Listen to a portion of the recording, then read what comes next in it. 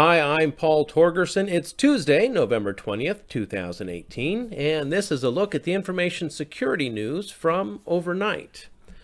From Wired.com, over the last year or so, cryptojacking, which forces your computer to mine cryptocurrency for bad guys when you visit an infected site, has become one of the internet's most pervasive scourges.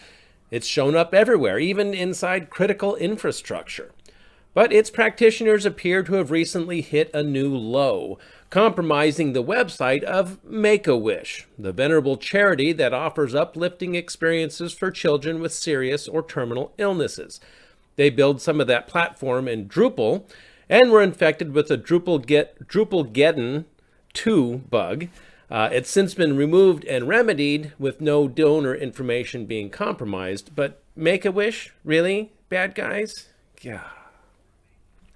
From threatpost.com, the Magecart threat group has struck again, this time hitting Vision Direct in a data breach that sucked up customers' personal detail and, and payment card information. The popular European contact lens merchant said that the breach occurred between November 3rd and 8th, and that the data includes full names, addresses, telephone numbers, email addresses, passwords, and payment card data, including card numbers, expiration dates, and CVV numbers. Oof. From SecurityWeek.com, China has sharply escalated cyber attacks on Australian companies this year in a constant, significant effort to steal intellectual property.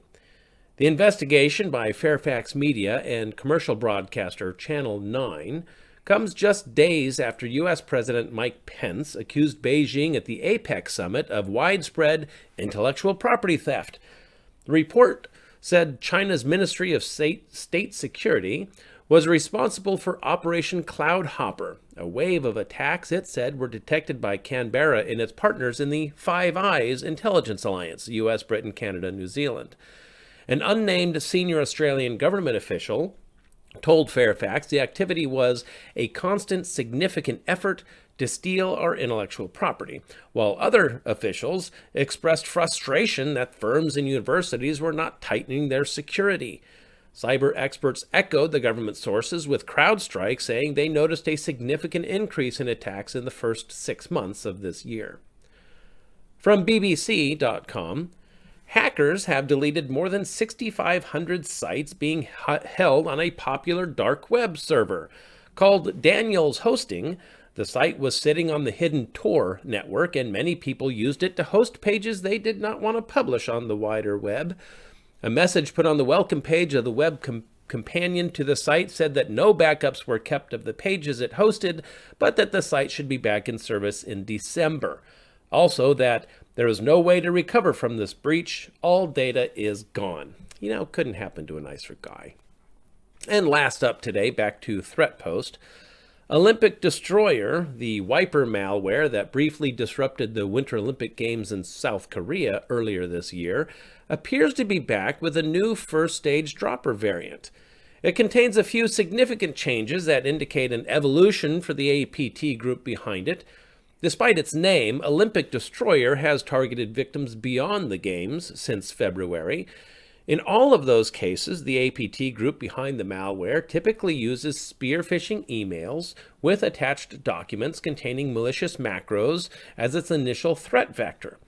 The macro's complexity has increased over time, with new versions appearing every month or so in an effort to remain under the radar.